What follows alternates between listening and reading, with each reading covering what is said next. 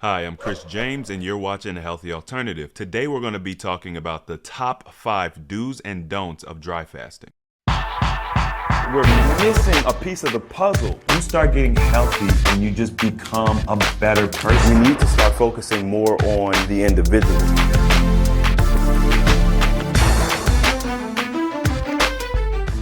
What's going on, everybody? So just to follow up with the video I did last week talking about dry fasting from like a beginner's guide, I figured today we would look at kind of the top 5 do's and don'ts of dry fasting to make sure that you all are going and engaging in the dry fasting properly. With that being said, if you enjoyed that video from last week or just any of my content holistically, make sure to hit that thumbs up button and subscribe if you haven't already. Okay, number 1, this is the first don't.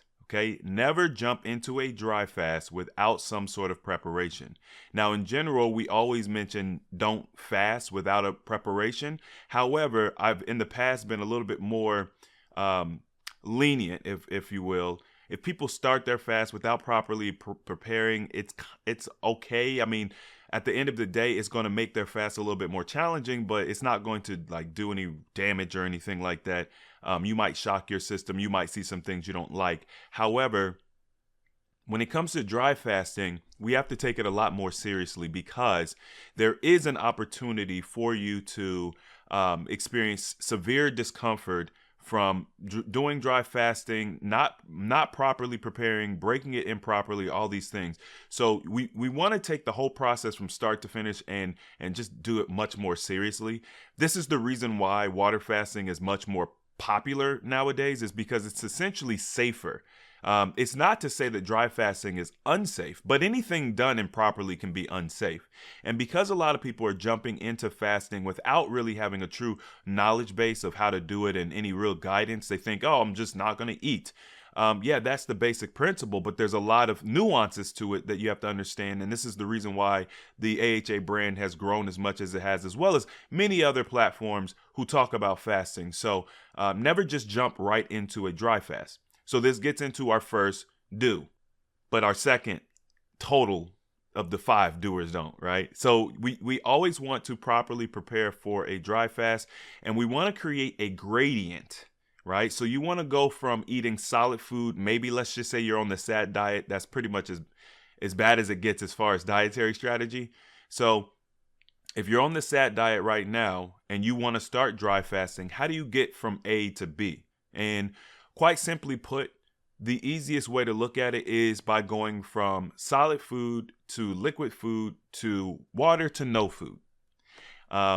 So right now, let's just say you're eating McDonald's, you're eating KFC, or you're cooking at home, but you're like doing TV dinners and stuff like that, right? The first thing you want to do is start reducing the frequency at which you eat. It's probably the easiest thing for you to do. So cut out breakfast, just like we always talk about, increase water intake, and do your best to start moving towards only eating 2 meals a day with no snacking in between, right? This is a great start point. Once you've kind of nailed that down, then you want to lean more into incorporating more high water content fruits and vegetables into your meals. So this is the part where we're going to start leaning away from solid foods and start getting into more liquid. And the high water content foods are a great kind of midway point. So as you are getting away from, eating more of the more detrimental foods, processed foods, and eating more high water content foods, you can also add to that going from eating twice a day to only eating once a day. So this is kind of how we're building this gradient. Now, everybody's going to be a little different. However, you can move along in these steps fairly quickly. We usually outline them over a 7-day period of time. I'm going to give you guys these steps holistically and let you kind of determine when you're ready to move to the next step. But I would just say, try to nail down one step before you move on to the next. All right. So now that we've incorporated much more high water content fruits and vegetables, or maybe we're doing 100% high water content fruits and vegetables, which would basically be like plant-based eating. Now you want to commit to doing 1 meal a day for sure. All right. So now that you're eating really well, you want to switch to 1 meal a day. That means no mints, no gum, no eating in between. You're just going to take maybe an hour of time. You're going to sit down, you're going to eat. Now, if you want to do this optimally, I would say eat as close to noon as is reasonable. Everybody's schedule is a little bit different. I know some people wake up at noon. So obviously, if that's the case, you're not going to be able to optimize this step. But if you know, within reason, if you can, you want to eat closer to noon because the sun actually helps you metabolize food. So it's just an optimal time to eat. Now, once you've nailed that down, you've been doing it for a couple of days, you feel pretty sturdy, the next thing you're going to do is move into a juice fast. I would recommend anywhere from half a gallon of juice to maybe 3/4 gallon of juice. My recommendation to start this is going to be citrus juice. Okay, citrus is acid. It's going to start moving material out of your elimination pathways. It's going to invigorate your lymphatic system. So this is why I recommend it. If you're a diabetic, you can do natural fruit juice. This is fresh squeezed fruit juice, okay? We get into these back and forths about sugar and diabetics all the time, and it's just like kind of like a broken record at this point. But if you don't feel comfortable using fruit juice, natural fruit juice, okay? We're not talking Tropicana or anything like that. Then you could do like a tart cherry juice, or you could do just any low glycemic juice. It doesn't matter. You can also do just green juice, okay? But you want to move away from the 1 meal a day strategy to the juice. Now you're going to do the juice for a couple of days. My recommendation for the juice is on the second day of your juice, or if you're going to do 3 days of juice or whatever, on the last day that you're going to do juice, make sure it's strictly just green and low glycemic juice. Don't do the fruit juice with the sugar, right? Because the body dumps sugar the first 16 hours of a fast. Body dumps sugar and it makes it more challenging. So you guys could tuck it away, put it in your pocket and save it for later. Do green juice or low glycemic juice on the last day of your juice. Now, I want you all to put 1 day of water in between your juice fasting and your dry fasting. And this will complete your preparation. So you're going to end your preparation with 1 day of water. What this is going to do is just going to make sure that you're properly hydrated before you go into your dry fast. I do recommend sun water. If you're not familiar with that, you can look up my video on YouTube, A Healthy Alternative Sun Water, and you'll find out about the sun water. All right, so that's what I'm recommending. Once you've done that, then you can start your dry fast. I would recommend that you aim for 24 hours at least, and for a beginner, it's your first time, up to 3 days.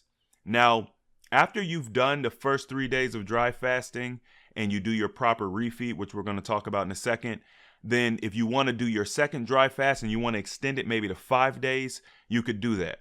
But I would recommend start with 3 days, especially if you've never done it. And I would also say journal. You know, look at everything you're experiencing during this fast. You want to be monitoring yourself very closely. It's important. So since we're kind of in this vein of preparation and getting into a dry fast, and we talked about always make sure to refeed properly, we'll just go ahead and talk about the refeed. This is point number 3. Always break your dry fast with water. Always break your dry fast with water. I'm going to say it one more time. I don't care if you've been dry fasting for a day. Always break your dry fast with water. The reason why is because when you dry fast, your digestive system goes to rest, virtually completely to rest.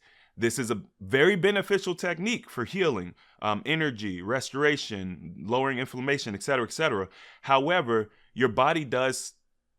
There are processes, there's liquids, there's chemicals that need to be present when you digest food, especially solid food. So you got to give your body an opportunity to kind of ramp back up to speed from dry fasting. And this is why people kind of get in trouble with dry fasting sometimes, is when they break it. So always break it with water, even if it's only 24 hours, because you want to train yourself to always break your dry fast with water. And also you want to make sure that you're sipping water slowly when you break your dry fast, because when you dry fast, you usually want to drink water. Like, dry fasting makes you crave water. So for those who don't like water, haven't been able to get your gallon in, you have trouble with water, maybe dry fasting would be beneficial to help give you that desire to want to have water, because that's usually what happens. You're not craving food, you're not craving weird stuff, it's usually just water. So that's a benefit of dry fasting, but it's also something we have to be aware of and take seriously. All right. So never drink more than about 16 ounces of water per hour when you break your dry fast. I recommend just sip, sip, sip. Never take big gulps. Never just, drink a whole half a gallon of water. These things can drastically damage your system, cause you discomfort, and it's just not worth it. It doesn't make sense to do it. Just don't do it. Now, with that being said, if you're doing a 3-day dry fast, I would recommend 1 day of water coming off. If you're doing a 6-day dry fast, I would recommend 2 days of water coming off. If 2 days is a little bit too much, you could do at least half a day of water only, sip slowly, properly, and then move into fruit juice, okay? But give yourself those 2 days. Don't eat the first day coming off of a 6-day dry fast. Do not do that, all right?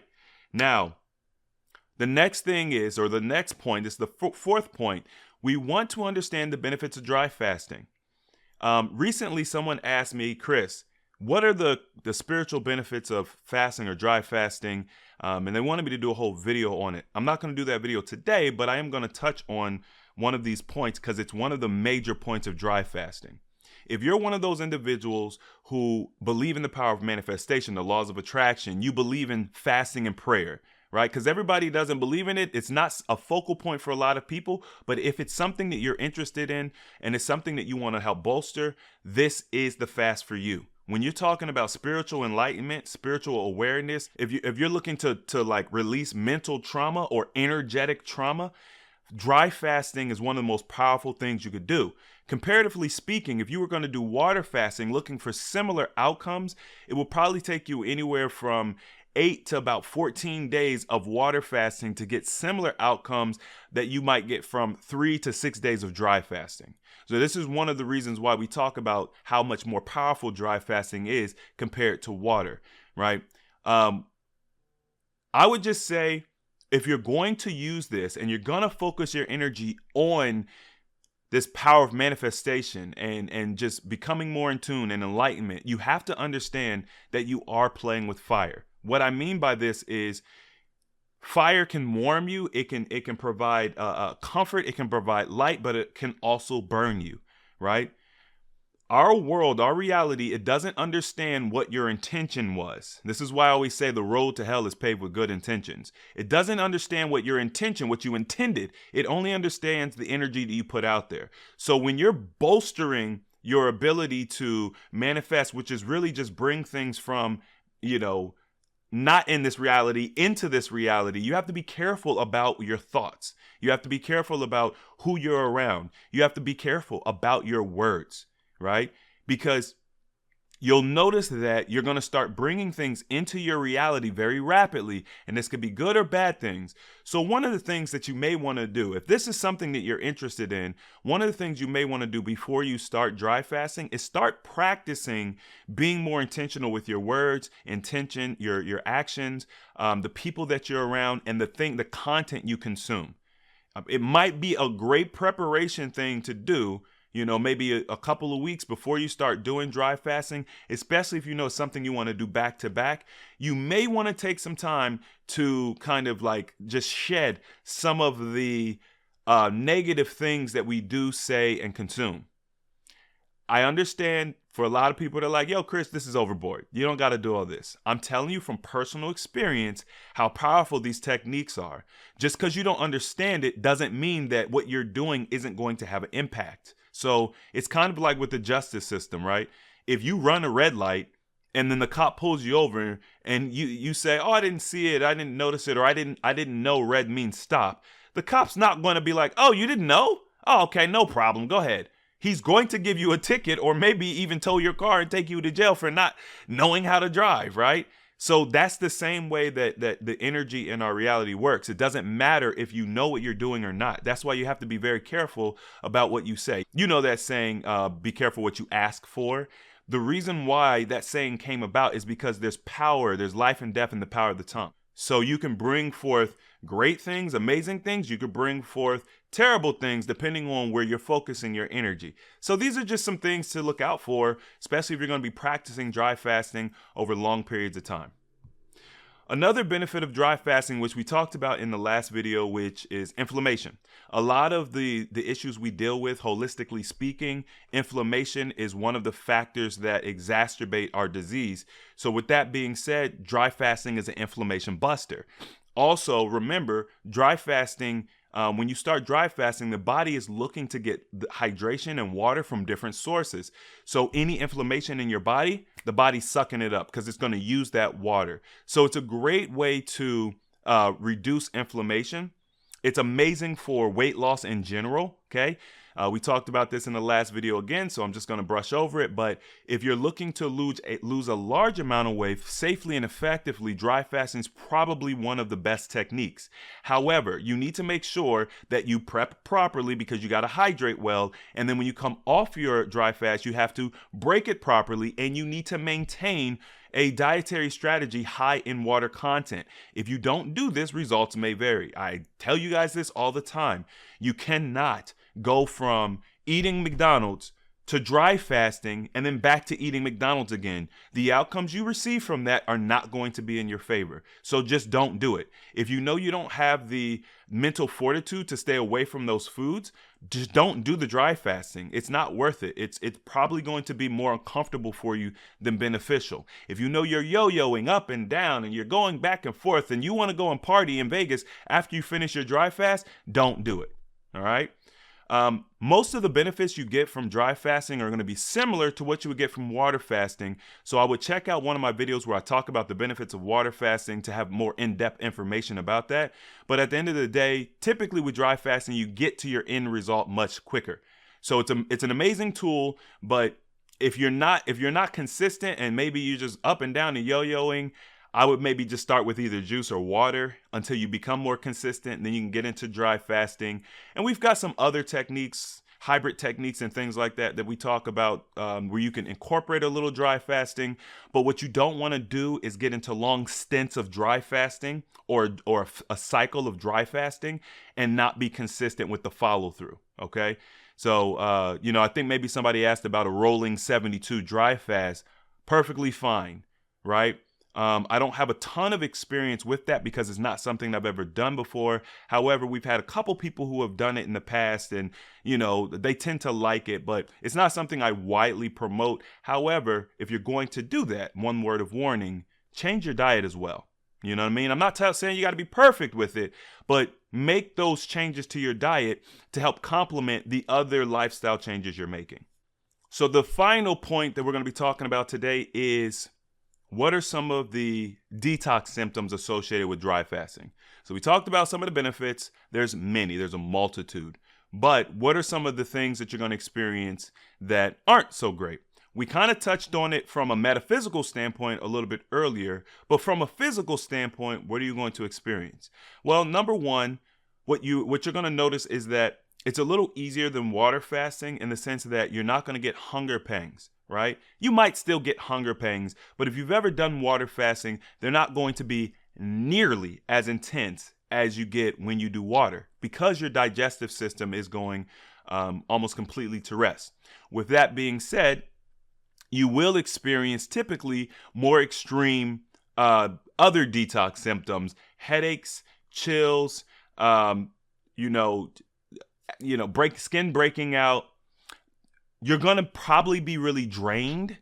Obviously, with fasting, it's kind of like this up and down thing, but it's a very high likelihood at some point you're going to be very drained.